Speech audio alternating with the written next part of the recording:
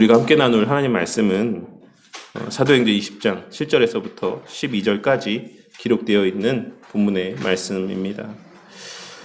오늘 말씀은 드로아라고 하는 지역을 배경으로 일어난 사건이 기록되어 있는 본문의 말씀으로 신앙생활을 어느 정도 해보신 분이라고 한다면, 그래도 교회를 나는 그래도 어느 정도 좀 다녔다라고 생각하시는 분들이라고 한다면 한 번쯤은 들어봤을 만한 목사님들의 설교 가운데 어떤 면에서는 좀 단골 주제라고 할 수 있는 유두고라고 하는 한 청년의 죽음에 대한 내용이 기록되어 있는 본문의 말씀입니다.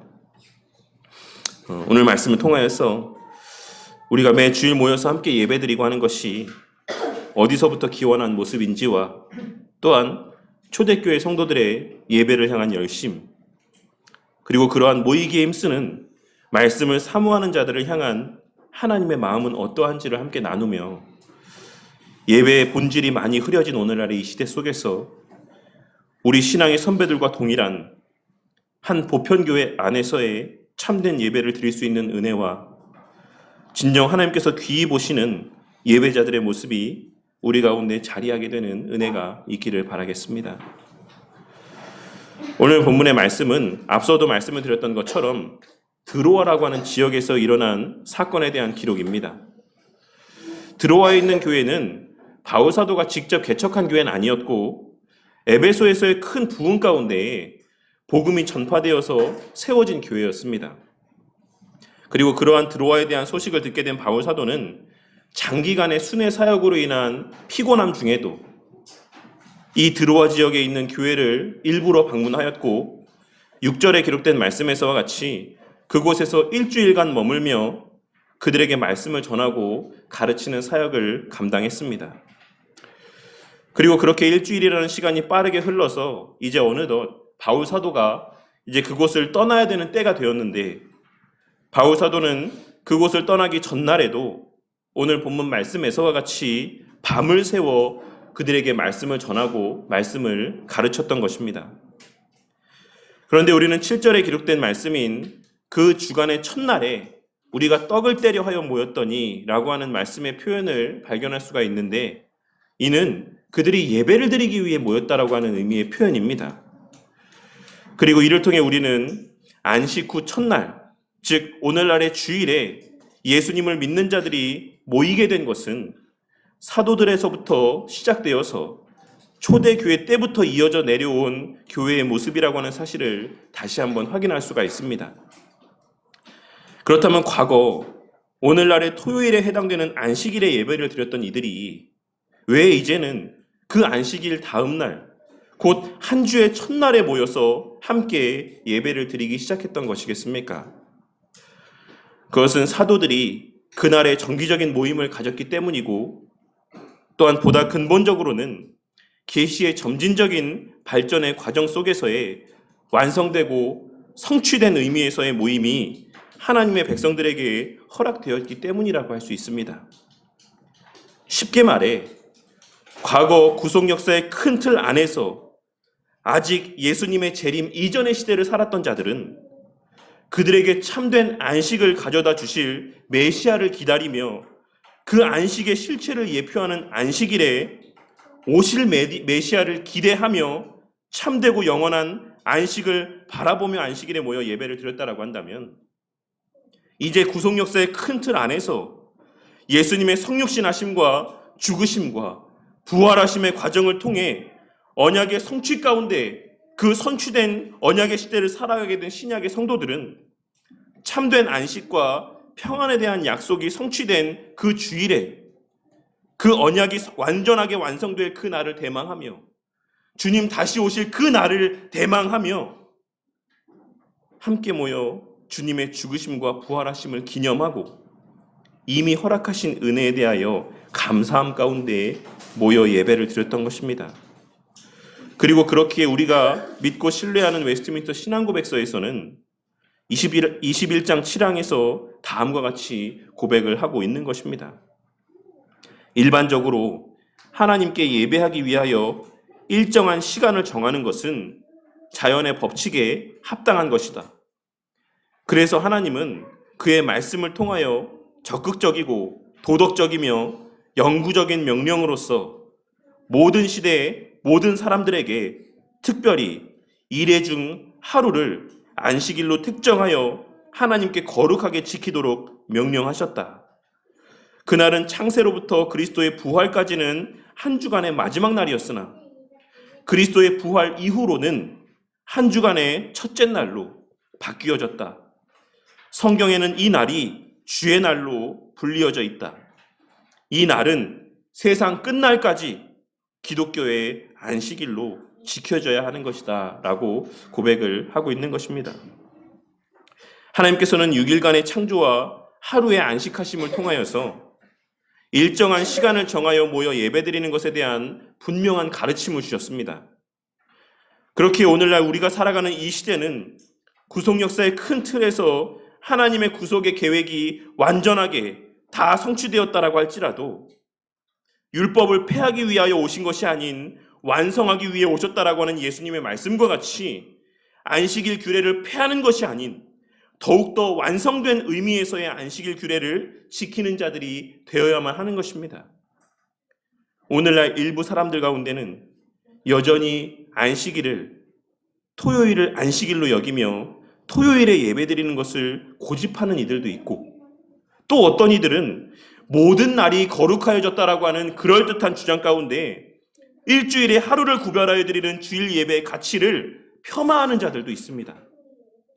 하지만 우리가 믿고 고백하는 웨스트민스터 신앙고백서의 내용과 같이 그 신앙고백의 내용의 근거가 되는 기록된 말씀의 내용들을 통하여서 오늘 말씀에서의 우리 믿음의 선배들과 같이 일주일에 하루를 구별하여서 그 날을 정해 함께 한 장소에 모이는 것과 그 날을 예수님의 부활하신 주일로 정하여 모이는 것의 가치를 다시 한번 깨닫고 마음에 새길 수 있어야지만 되는 것입니다.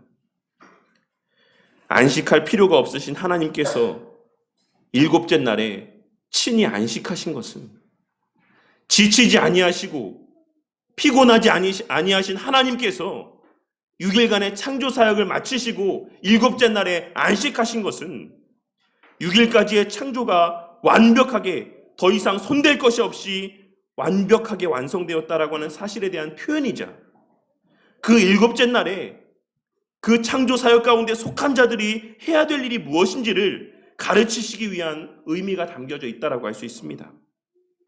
그와 마찬가지로 우리가 주일에 함께 모여서 예배를 드린다라고 하는 것은 단순히 계명의 말씀이기 때문에 우리가 순종해야 되는 모습이 아닌 우리의 주일의 이 모임 가운데는 우리의 구원이 우리 주 예수 그리스도로 말미암아 하나도 어긋남이 없이 완벽하게 완성되었다라고 하는 사실에 대한 인지와 감사, 그리고 그 확실한 구원으로 말미암는 평안과 위로와 소망이 이 자리에 모인 우리의 모임 가운데 담겨져 있다라는 사실을 우리는 깨달을 수 있어야지만 되는 것입니다. 그리고 그렇기에 우리 이 주일 예배의 이 모임의 중심에는 늘 말씀이 자리하고 있어야 된다라는 사실을 깨닫게 되는 은혜가 있기를 바라겠습니다. 왜냐하면 그 하나님의 행하신 일들을 깨닫게 하는 것은 바로 하나님의 말씀이기 때문입니다. 하지만 그와 동시에 우리가 우리의 예배드림에 있어 간과하지 말아야지만 되는 것이 바로 함께 떡을 땜과 교제함입니다. 오늘 말씀에서의 떡을 뗀다라고 하는 표현은 앞서 말씀드렸던 것처럼 예배를 드리는 것을 의미하는 표현입니다. 그리고 또한 이는 동시에 성만찬을 의미하는 표현이기도 합니다. 그러니 우리는 이를 통해 과거 우리 신앙의 선배들에게 있어 예배는 언제나 성만찬을 함께 나누는 예배였다라고 하는 사실을 발견하고 깨달을 수가 있는 것입니다. 오늘날에는 어떤 특별한 날에만 우리가 성찬을 함께 나누지만 초대교회 때 우리 성도들은, 우리 신앙의 선배들은 매 주일 예배 때 모일 때마다 함께 성만찬을 나누었다라는 사실을 우리는 기록된 말씀의 내용들을 통해 발견하고 깨달을 수가 있는 것입니다.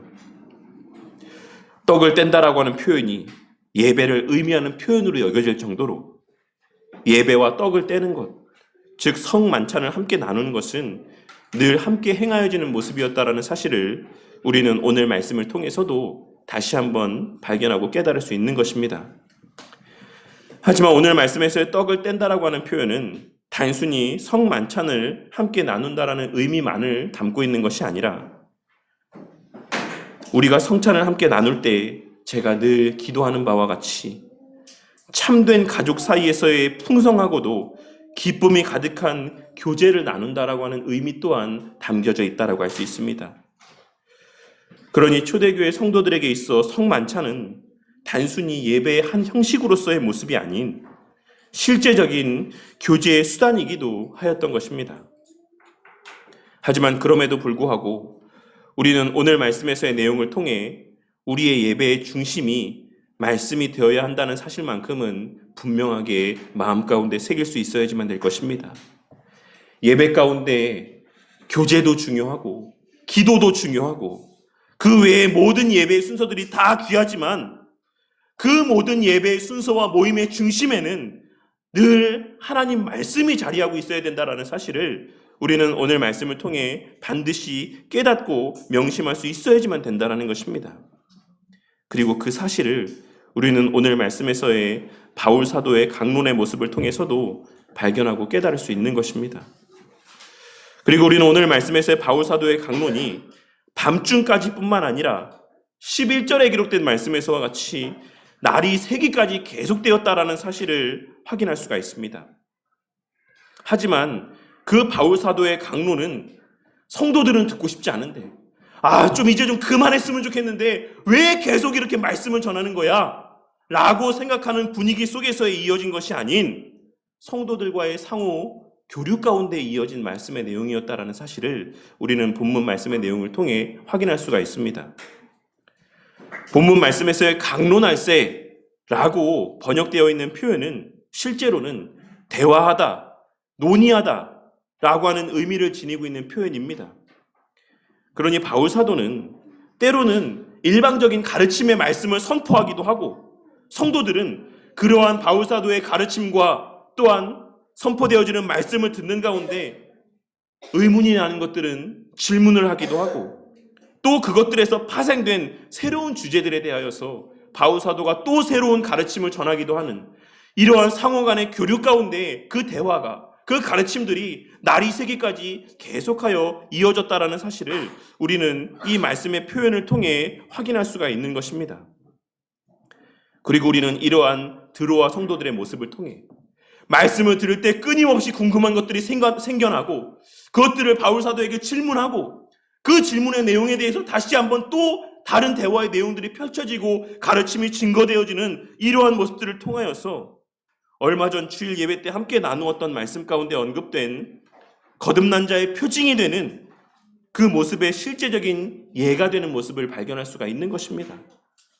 예수님께서 남방 여왕을 빗대 말씀하셨던 것처럼 거듭난 자, 참으로 주님을 알게 된 자, 말씀의 참 맛을 맛보게 된 자들은 오늘 말씀에서의 드로아 사람들처럼 하나님에 대한 관심이 꼬리에 꼬리를 물고 말씀을 들을 때 그 말씀에서 파생되어진 의문들이 꼬리에 꼬리를 물고 계속하여 그 마음 가운데 샘솟게 되어 있는 것이고 더 듣고 싶고 더 배우고 싶고 더 알고 싶어하는 마음들이 그 마음 가운데 생겨나기 마련이라는 사실을 우리는 오늘 말씀에서의 이 드로아 사람들을 통해 다시 한번 발견하고 깨달을 수 있는 것입니다. 매튜 헨리 목사님은 그의 사도행전 주석에서 8절에 기록된 말씀에서와 같이 당시의 사람들이 등불을 많이 켜놓았던 이유, 8절에 기록된 말씀에서처럼 그들이 모인 그 다락방 가운데에 등불을 많이 켜놓았던 이유는 바울 사도가 설교하고 가르치는 내용들의 근거가 되는 구약 성경의 말씀을 찾아보기 위함이었다라고 주석하고 있습니다. 오늘날과 같이 이 밝지 않은 그 시대 가운데서 그들이 등불을 많이 켜서 그것을 환하게 밝혀놓은 이유는 그들이 보아야 될 것이 있었기 때문에 그들이 확인하고 싶어하는 것들이 있었기 때문이라고 매튜 헨리 목사님은 주석하고 있는 것입니다.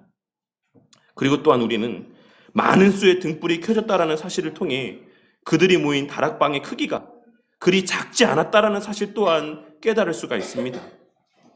예루살렘에 나중에 혹시 한번 함께 가실 기회가 있으면 아마 단골 코스 가운데 그 마가의 다락방도 방문하게 될 기회가 있습니다. 그런데 그 마가의 다락방이라고 하는 곳에 우리가 한번 올라가 보면, 물론 그곳이 실제로의 마가의 다락방인지는 알 수 없지만 어쨌든 마가의 다락방이라고 하는 당시 시대에 지어진 그 건물에 들어가 보면 그 장소의 크기가 우리가 생각한 것보다 훨씬 크다는 것을 알 수 있습니다. 우리 교회 예배당보다도 훨씬 큽니다. 정말 그 층 하나 통째가 완전하게 뻥 뚫려 있는, 정말 오늘날 되게 큰 예배당 같은 형식으로 곳곳에 기둥들이 세워져 있고 그렇게 넓은 트여 있는 공간으로 되어 있는 것을 우리가 확인할 수가 있는 것입니다.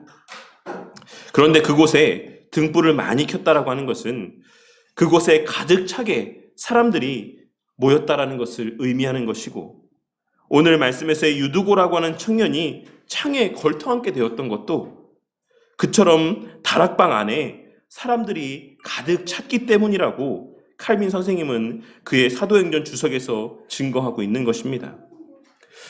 그러니 오늘 말씀에서의 드로아 사람들은 예배드리기 위해서뿐만 아니라 이제 다음 날이면 그곳을 떠나야 되는 바울 사도로부터 조금이라도 더 말씀을 많이 듣고 가르침을 더 배우기 위해 매우 많은 수의 사람들이 이 다락방 가운데 모여들었던 것이고, 끊임없이 꼬리에 꼬리를 물고 이어지는 질문들 가운데 그 대화의 시간이 날이 새기까지 이어졌던 것이라 할 수 있는 것입니다. 그런데 오늘 말씀을 보면 그러한 드로아 사람들의 열심 있는 모습들 가운데 우리에게 잘 알려져 있는 유두고라고 하는 한 청년이 등장하고 있습니다. 그리고 상당수의 경우 오늘 본문 말씀에서의 이 유두고라고 하는 인물은 대체로 부정적으로 묘사되기 마련입니다. 우리 성도님들은 이 유두고라고 하는 청년을 어떤 사람으로 알고 있으십니까? 제가 어제도 설교를 준비하면서 저희 아내에게 혹시 유두고에 대해서 들어본 적이 있냐, 유두고에 대한 설교를 들어본 적이 있냐 했더니 들어본 적이 있다라고 이야기하면서 유두고라는 사람이 어떤 사람인 것 같냐 이렇게 질문했더니 말씀 제대로 안 듣고 졸다가 징계받아서 거기 3층에서 떨어져 목이 부러져 죽은 사람이다 이렇게 알고 있다라고 이야기를 했었습니다. 사실 그와 같은 설교의 내용들 그리고 그와 같은 유두고에 대한 평가가 오늘날 보편적으로 사람들에게 인식되어져 있는 이 유두고라고 하는 사람에 대한 인식이라고 할 수가 있습니다. 하지만 칼빈 선생님은 그의 이 사도행전 주석에서 이야기하기를 사람들의 그와 같은 견해가 합당치 않은 견해라고 이야기를 합니다. 그리고 칼빈 선생님이 그와 같이 유두고에 대한 그러한 평가가 합당치 않다라고 이야기한 것은 유두고에 대한 그와 같은 평가는 칼빈 선생님 이전 시대부터도 계속해서 이 말씀 가운데, 이 말씀이 해석되는 과정 가운데 계속해서 그렇게 해석되어져 온 내용이라는 사실을 우리는 짐작할 수가 있는 것입니다. 그렇다면 성도님들은 오늘 말씀에서의 유두고라고 하는 청년이 왜 그 다락방 안에 앉지 않고 하필 창가 그 문틀에 걸터 앉아 있었다라고 생각을 하십니까? 어떤 사람들은 그가 말씀에 전혀 관심이 없었기 때문에 그 바울 사도와 가까운 자리가 아닌 가장 먼 창가에 걸터 앉아 있었다라고 이야기를 합니다. 하지만 칼빈 선생님은 앞서 언급했던 것처럼 그곳에 사람이 매우 많이 모였기 때문에 그곳에 자리가 부족하여서 그는 어쩔 수 없이 말씀을 듣기 위해서는 그 창가에라도 걸터 앉아 있을 수밖에 없었을 것이다라고 이야기를 하고 있습니다. 그리고 당시의 사람들이 주로 노동계층에 속한 사람들이었다라는 사실과 그 사람들이 그 당시에 감당했던 노동의 강도라고 하는 것이 오늘날 우리가 생각하는 것처럼 몇 시간 일하고 일정 시간 쉬고 어느 정도의 그 휴식이 보장된 이런 상황이 아닌 끊임없이 일을 해야 되는 상황이었다라는 사실들을 고려해 보았을 때에 유두고는 늦은 시간까지 일을 하고 왔기 때문에 바울 사도와 가까운 자리에 앉을 수 없었다라고 보는 것이 합당한 견해라고 생각을 합니다.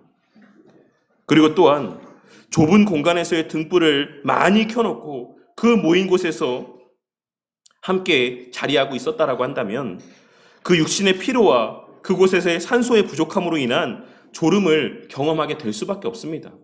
몸도 피곤하고 그 제한된 그 밀폐된 공간 안에서의 사람들이 초를 많이 켜놓고 있으면 당연히 산소가 소진될 수밖에 없는 것이고 그러한 산소의 결핍으로 인한 그러한 졸음을 경험하게 될 수밖에 없는 것이다라는 것입니다. 그렇기에 그는 바람이 부는 창가에 걸터 앉아서라도 졸음을 이겨내며 잠을 깨며 말씀을 듣고자 하는 열심들을 나타내 보였을 수도 있는 것입니다. 어쨌든 그가 만일 일반적으로 사람들이 생각하는 것처럼 말씀을 듣고 싶지 않아서 나는 말씀에 관심이 없으니까 나는 최대한 먼 곳에 이 창가에 걸터서 앉아 있어야겠다라고 생각했다라고 한다면, 그래서 그러한 과정들 속에서의 졸다가 떨어져 하나님의 징계로서의 죽음을 맞이한 것이다라고 한다면, 그 일 이후에 그를 다시 살려주는 바울 사도의 모습은 뭔가 좀 이상하다라고 할 수 있을 것입니다.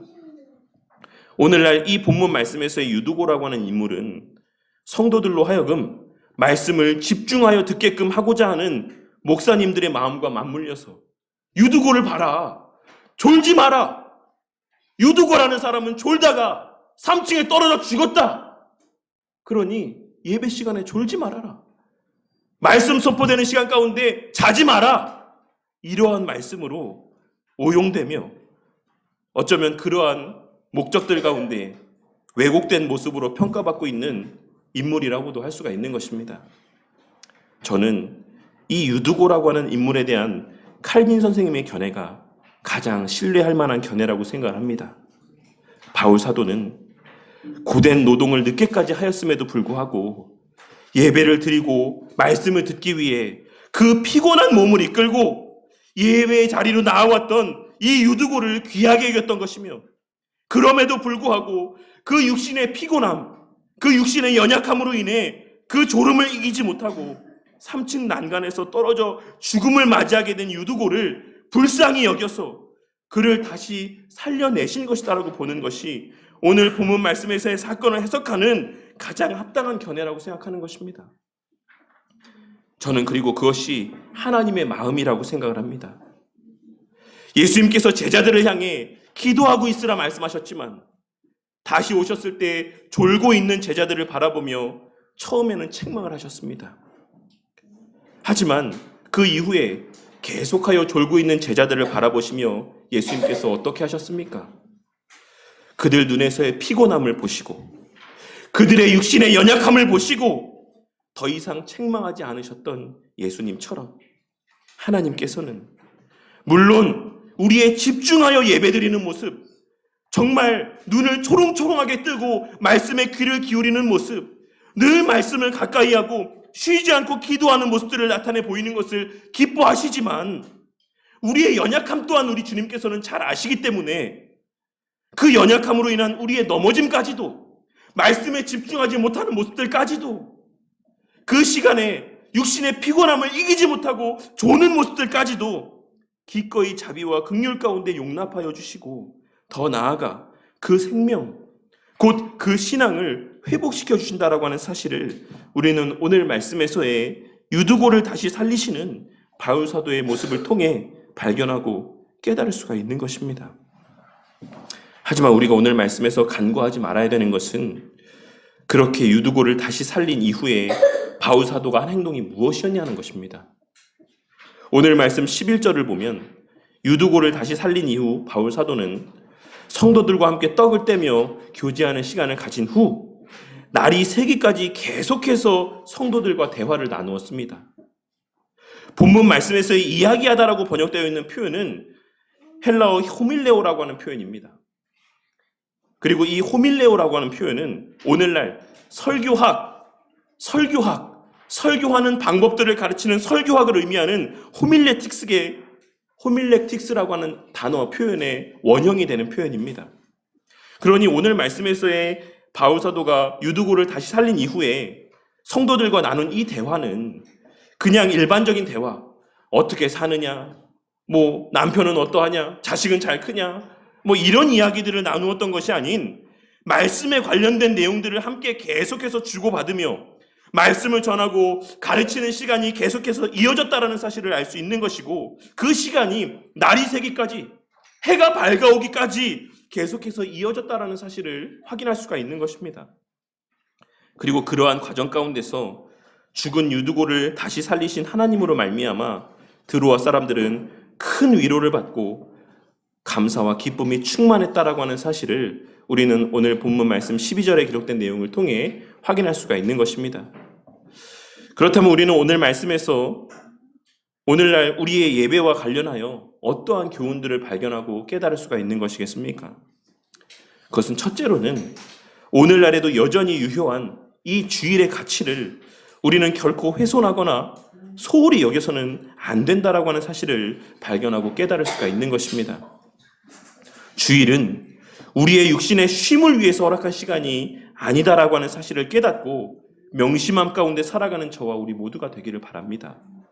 우리의 쉬는 날에 우리가 일정 시간을 할애해서 예배의 자리에 나오는 그것이 이 휴일의 모습이 아니라 이 휴일이라고 하는 것은 예배를 드리기 위해서 하나님께서 허락하신 은혜의 방편이라고 하는 사실을 우리는 잊어서는 안 된다는 것입니다.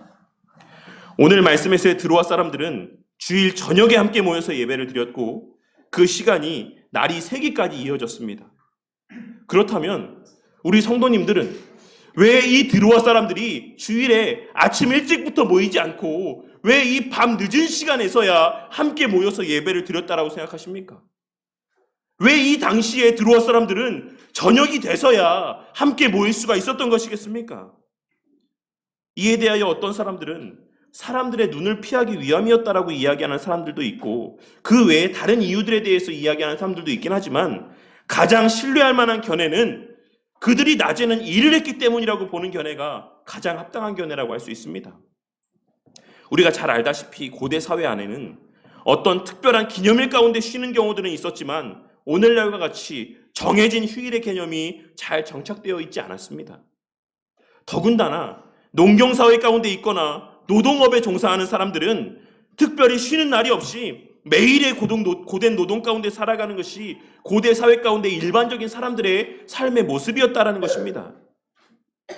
그렇기에 우리나라도 과거 조선시대에 관리들은 날짜를 정해서 쉬기도 했지만 절대 다수의 일반 백성들은 설날과 같은 특별한 절기들 가운데만 쉼의 시간을 갖고 나머지의 날들은 매일의 고된 노동 가운데 삶을 살았던 것입니다. 하지만 그러한 상황 속에서도 오늘 말씀에서의 드로아 사람들은 그 고된 일과들을 다 마치고 예배를 드리기 위해 이 정한 장소 가운데 함께 모였던 것입니다. 그리고 이후 하나님께서는 그러한 성도들의 고된 삶 가운데 쉬는 날도 없이 그렇게 낮에는 일하고 밤에 모일 수밖에 없었던 그들의 예배의 모습들 가운데 기독교가 로마의 국교로 공인되게 하시고 그리하여 주일에 합법적으로 쉬며 예배를 드릴 수 있는 은혜들을 베풀어 주신 것이다라고 할 수 있는 것입니다. 그렇게 주일에 온전히 쉬며 마음껏 예배드리고 마음껏 교제할 수 있게 되었을 때 그것이 초대교회 성도들에게 얼마나 큰 기쁨이었을 것이다라고 생각하십니까? 과연 당시 성도들의 마음 가운데 오늘날 우리 속에 자리하고 있는 마음과 같이 빨리 예배드리고 집에 가서 쉬고 싶다. 아유 도대체 이 예배 언제 끝나는 거야? 이 말씀 도대체 언제 끝나는 거야? 이런 마음들을 과연 그들이 품으며 이 주일 예배의 시간 가운데 그 시간들을 보내었을 것이다라고 생각하십니까? 그들에게 있어서는 온전히 쉬며 예배드리고 성도들과 함께 마음껏 교제할 수 있는 주일이 너무나도 기다려지는 날이었을 것입니다. 그들에게 있어서의 주일은 그들의 육신의 쉼을 위한 날이 아니라 예배드리기 위한 날, 성도들과 교제하기 위한 날, 주의 몸된 교회 안에서 충만한 기쁨을 온전히 누리고 만끽하기 위한 날로 여겨졌을 것이다라는 것입니다. 하지만 오늘날은 어떠합니까? 하나님께서 주일에 쉬게 하시는 은혜를 왜 베풀어 주셨는지도 망각하고 그 휴일을 세상적인 즐거움을 누리고 육적인 쉼과 만족을 위한 시간들로 오용하며 그저 잠깐 예배드리고 그 한두 시간 예배드리는 것도 몸을 비비꼬며 도대체 이 예배는 언제 끝나는 건지 그와 같은 참지 못함 가운데 예배를 드리고 마지 못함 가운데 예배를 드리고 그리고 그 한두 시간의 예배로 자신의 그 주일에 할 도리를 다 했다라고 생각하는 자들이 오늘날 이 시대 가운데 너무나도 많이 있는 것입니다. 심지어는 코로나 시대에는 우리가 얼마 전에 통과하였던 코로나 시기에는 여행을 가면서 핸드폰으로 예배를 드리고 여행지에서 온라인으로 예배를 드리는 이들도 있었다라고 하는 사실을 우리는 우리 주변의 모습들을 통해 이미 목도한 바 있는 것입니다. 하지만 오늘 말씀을 통해 저와 우리 모두의 마음 가운데 이 주일의 가치가, 또한 이 주일 가운데 쉼을 허락하신 주님의 뜻이 다시 한번 깨달아지는 은혜가 있기를 바라겠습니다. 그리하여 오늘날에도 여전히 유효한 주일 가운데 예비하신 영육간의 풍성한 은혜를 주님 다시 오시는 그 날까지, 우리의 이 땅에서의 생명이 다하는 그 마지막 날까지 한결같이 누리고 만끽하는 우리 모든 바른교회 성도님들이 되기를 바라겠습니다. 둘째로 우리는 오늘 말씀을 통해 주일의 핵심은 말씀이 되어야 한다는 사실을 깨닫고 명심할 수가 있습니다. 기도도 중요하고 찬양도 중요하고 성도들 간의 교제도 중요하지만 그 모든 행함의 중심에는 하나님 말씀이 자리하고 있어야 된다는 사실을 우리는 오늘 말씀에서의 드로아 사람들의 모습과 바울 사도의 모습을 통해 발견하고 깨달을 수 있어야지만 되는 것입니다. 당시 드로아 사람들 가운데는, 드로아 교회 성도들 가운데는 여러 신분과 여러 출신의 사람들이 섞여 있었을 것입니다. 대다수는 힘든 고된 노동 가운데 있는 사람들이 있었겠지만 그 가운데는 다양한 출신의 사람들이 함께 모여 있었을 것이 분명한 것입니다. 그리고 그러한 다양한 모습의 사람들이 함께 모여 있는 공동체 안에서 그들이 유일하게 함께 공유할 수 있고 동일하게 받아들일 수 있는 은혜는 무엇이었을 것이라고 생각하십니까? 그것은 바로 말씀의 은혜입니다. 그것은 바로 우리 주 예수 그리스도로 말미암는 구원의 은혜입니다.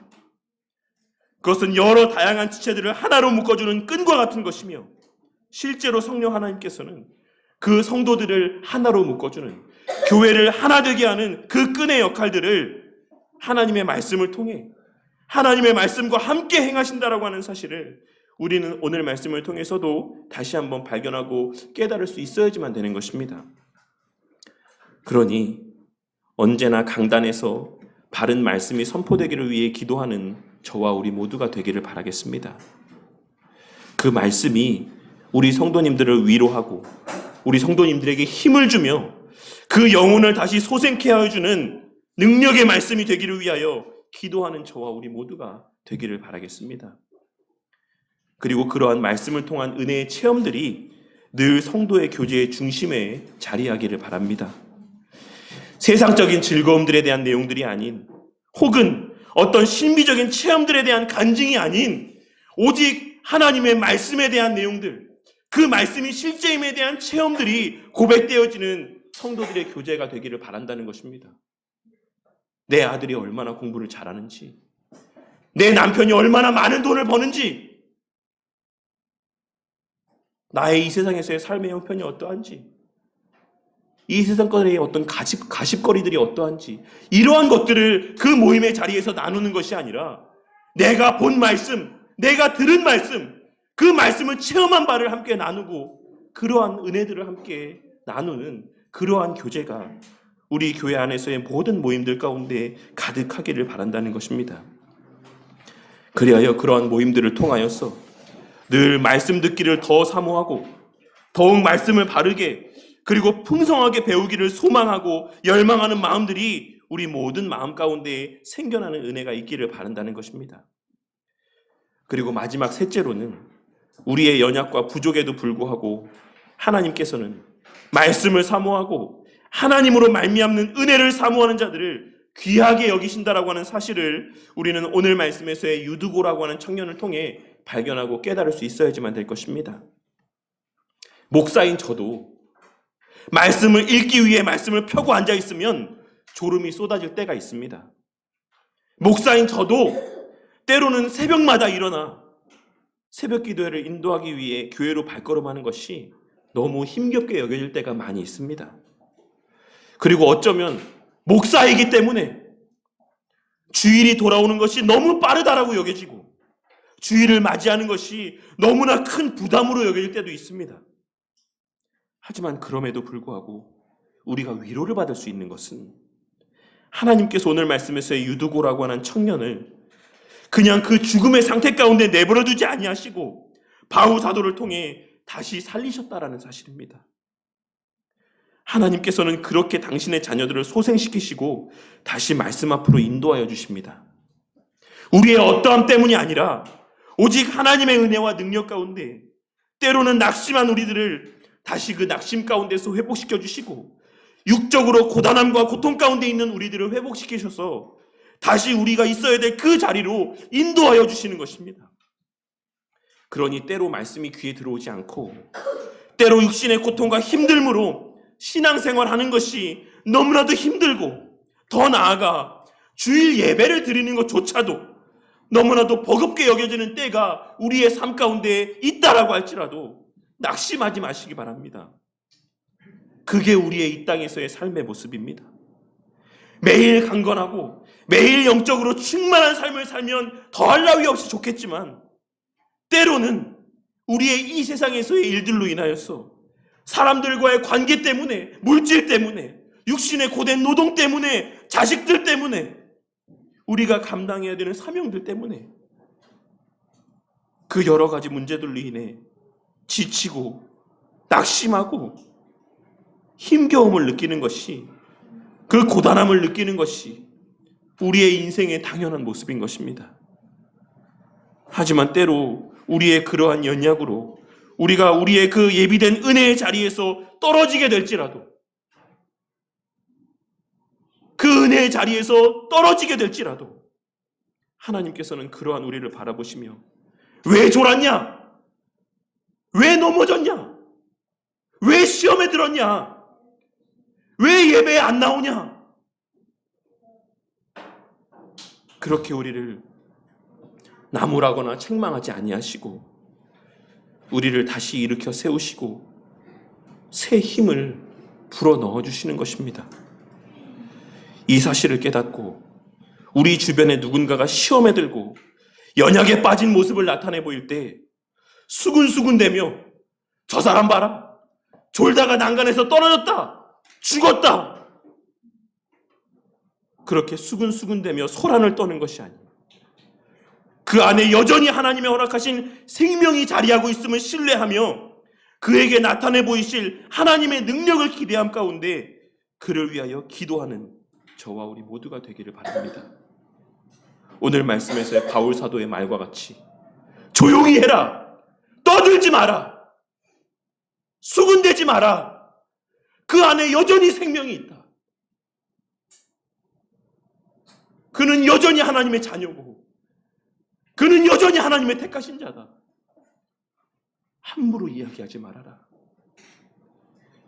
이 바울 사도의 말을 기억하며 그를 위하여 하나님의 행하실 일들을 기대함 가운데 기도하는 저와 우리 모두가 되기를 바란다는 것입니다. 그러할 때 우리는 그의 회복되는 모습을 통해 충만한 기쁨을 만끽하게 될 뿐만 아니라 그 사람이 경험했던 바와 같이 우리 또한 나중에 넘어지게 되었을 때, 우리 또한 나중에 낙심하게 되었을 때, 우리 또한 나중에 시험에 들게 되었을 때, 그때에도 하나님께서는 우리를 내버려 두지 아니하시고 우리를 다시 회복시켜 주실 것에 대한 확신을 마음 가운데 품으며 그로 말미암는 위로를 받을 수가 있는 것입니다. 그러한 은혜가 우리 교회 공동체 가운데 늘 충만하기를 바랍니다. 오늘 말씀에서의 바울 사도의 행동은 유두고의 상태와 자신의 상태를 일치시킨다라는 의미가 담겨져 있습니다. 바울 사도가 이 유두고라고 하는 청년 위에 엎어졌던 것, 그와 그 몸을 같이 포개었던 것은 그 유두고의 상태와 자신의 상태를 일치시킨다라는 의미가 담겨져 있는 상징적인 행위다라는 것입니다. 그리고 이를 통해 우리는 목사의 설교가, 강단에서 선포되어지는 목사의 설교가 성도의 삶 가운데 역사되어지는 능력의 말씀이 되기 위하여서는 물론 성령 하나님의 역사가 있어야 되는 것이 가장 우선이긴 하지만 뿐만 아니라 성도들의 형편을 알고 그 성도들의 입장을 헤아림 가운데에 그 아픔과 슬픔과 고통을 함께 공유한 가운데 말씀이 준비되어져야지만 된다라는 사실을 깨달을 수가 있습니다. 성도들의 형편을 전혀 고려하지 아니하고 그 성도가 어떠한 형편 가운데 있는지 전혀 고려하지 아니하고 매일같이 나무라기만 하고 열심만을 강요하며 그저 원리 원칙만을 증거하는 설교는 성도들의 삶과 괴리가 있을 수밖에 없습니다. 도대체 목사님은 내 형편을 아는 건가? 내가 어떤 마음인지를 아는 건가? 도대체 우리 목사님은 나를 위해 기도하고 있는 건가? 그래서 지금 이런 설교를 하고 있는 건가? 이런 성도들과의 괴리가 있는 설교, 아무리 그 말씀이 이 기록된 말씀에 근거한 설교라고 할지라도 그 형도의 상황과 형편을 헤아리지 아니하고 그 상황에 자신을 일치시키지 아니하고 준비되어진 설교는 그와 같이 성도와 괴리가 있는 성도의 삶과 동떨어진 설교가 될 수밖에 없다는 사실을 우리는 오늘 말씀에서의 바울 사도의 그 유두고의 몸과 자신을 일치시키는 행위를 통해 발견하고 깨달을 수가 있는 것입니다. 우리 성도님들은 그러한 것을 기억하며 저의 이 준비되어지는 말씀들이 늘 우리 성도님들 한 분 한 분을 놓고 기도함 가운데 준비되어지는 말씀이 되기를 위해 기도해 주시기를 바랍니다.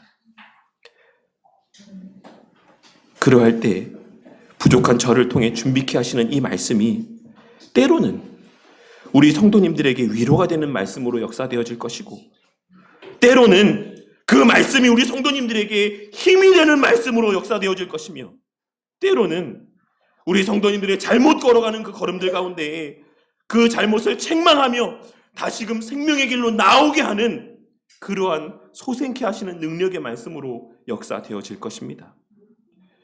그렇게 우리 교회가 매 주일 예배를 소중히 여기고 그 가운데 선포되어지는 말씀을 사모하며 그 말씀을 선포케 하시는 목사를 위하여 진심을 다해 기도하는 모습들을 통해 때로는 넘어질지라도 유두고와 같이 그 넘어짐의 자리에서 다시 일으켜 세우시는 하나님의 풍성한 은혜를 늘 가득 체험하고 누리며 만끽하는 우리 바른교회 공동체가 되기를 주님의 이름으로 간절히 축원합니다.